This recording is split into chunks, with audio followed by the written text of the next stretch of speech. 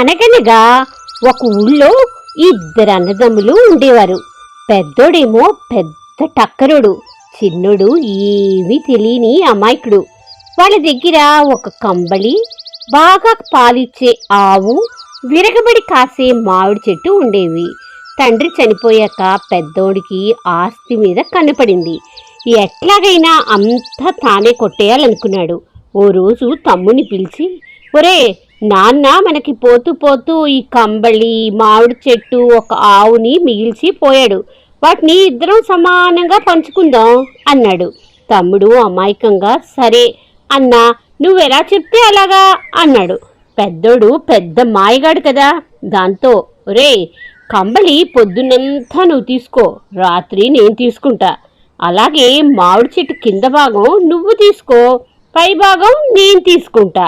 అట్లాగే ఆవు ముందు భాగం నువ్వు తీసుకో, వెనక భాగం నేను తీసుకుంటా, సరేనా అన్నాడు. తమ్ముడు చాలా అమాయకుడు కదా, దాంతో సరేనంటూ సంబరంగా ఒప్పుకున్నాడు.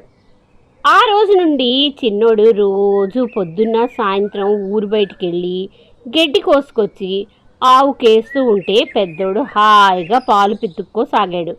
చిన్నోడు రోజు మామిడి చెట్టుకి నీళ్లు పోసి ఎరువులేస్తూ ఉంటే కాసిన కాయలన్నీ పెద్దోడు తమ్ముడికి ఒక్కటి కూడా ఇవ్వకుండా తెంపుకొని వెళ్ళిపోతూ ఉండేవాడు. చిన్నోడు పొద్దున పూట కంబళిని ఏం చెయ్యాలో తెలియక మడిచి గూట్లో పెడుతూ ఉంటే పెద్దోడు రాత్రి కాగానే దాన్ని తీసుకుపోయి హాయిగా కప్పుకుని పడుకుంటూ ఉండేవాడు.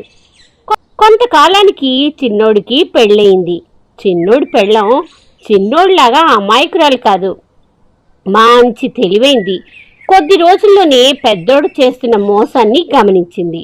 ఒకరోజు మొగుడిని పిలిచి, సగం సగం అంటే కాచే కాయల్లో సగం, పితికే పాలల్లో సగం, అంతేగాని కష్టం ఒకరికి సుఖం ఒకరికి కాదు. మీ అన్న నిన్ను అమాయకుణ్ణి చేసి అంతా మోసం చేస్తూ ఉన్నాడు అంటూ జరుగుతున్నదంతా అరటిపండు ఒలిచి నోట్లో పెట్టినట్టు చెప్పింది. దాంతో వాడికి అన్న చేస్తున్న మోసం బాగా అర్థమైంది. దెబ్బకి దెబ్బ ఎలా తీయాలి అని పెళ్ళాన్ని అడిగి తెలుసుకున్నాడు. తర్వాత రోజు పొద్దున్నే కంబళిని నీళ్ళల్లో బాగా తడిపి నానపెట్టాడు. రాత్రి ఎప్పట్లాగే పెద్దోడు దాన్ని తీసుకొని పోయి కప్పుకుంటుంటే ఇంకేముంది, ఒళ్ళంతా తడిచిపోయి చలితో గడగడ వణికిపోయాడు. ఇదేంట్రా ఇలా చేస్తున్నావు అని అడిగాడు తమ్ముణ్ణి. నా ఇష్టం, నేనేమన్నా రాత్రి తడిపానా, పొద్దున్న తడిపాను గాని అంటూ అడ్డం తిరిగాడు. దాంతో పెద్దోడు కిక్కురు కక్కురు మనకుండా కాముగా ఉన్నాడు. తర్వాత రోజు పొద్దున్నే పెద్దోడు పాలు పిండుకుందామని క్యాన్ తీసుకుని కూర్చున్నాడు. వాడు పాలు పిండడానికి చెయ్యేయడం ఆలస్యం. చిన్నోడు వెంటనే అక్కడికొచ్చి ఆవు మెడ మీద కట్టతో ఒక్కటి కొడుతూ ఉన్నాడు.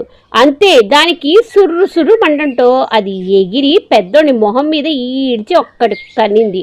ఆ దెబ్బకి వాడు అమ్మో అబ్బో అని మూలుగుతూ, ఇదేంట్రా తమ్ముడు అలా కొడుతున్నావు అన్నాడు. దానికి వాడు, నా ఇష్టం, నేనేమన్నా వెనక వైపు కొట్టానా, నా వైపే కొట్టాను కదా అన్నాడు. దాంతో పెద్దోడు పాలు పిండుకోలేక వెనక్కి వెళ్ళిపోయాడు. కాసేపటికి చిన్నోడు ఒక గొడ్డలు తెచ్చి ఇంటి ముందున్న మామిడి చెట్టుని పరా పరా అని నరకసాగాడు. అది చూసిన పెద్దోడు అదిరిపడి ఉరుక్కుంటూ వచ్చి, ఇదేంద్రా తమ్ముడు, నీకేమన్నా పిచ్చి పట్టిందా, బంగారం లాంటి చెట్టుని అలా నరుకుతున్నావు అన్నాడు. దానికి వాడు, నా ఇష్టం, నేనేమన్నా నీ భాగం నరుకుతూ ఉన్నానా, నా భాగం నరుక్కుంటున్నాను కానీ అంటూ అడ్డం తిరిగాడు. దాంతో పెద్దోడు తప్పైందంటూ లెంపలేసుకొని, ఇప్పటి నుంచి ఇద్దరం అన్నిటినీ సమానంగా పంచుకుందాం అంటూ దారికొచ్చాడు. ఆ రోజు నుండి పాలు పళ్ళు అమ్మగా వచ్చిన డబ్బుని సగం సగం పంచుకుంటూ కంబళిని పెద్దోడొక నెల రోజులు, చిన్నోడొక నెల రోజులు తీసుకోసాగాడు. ఇది ఈ కథ. దెబ్బకి దెబ్బ ఎలా కొట్టాలో ఈ కథ ద్వారా తెలిసింది కదా. మీకు ఈ కథ కనుక నచ్చితే please like, share and subscribe చేయండి. మరిన్ని మంచి కథలతో వచ్చేస్తాను.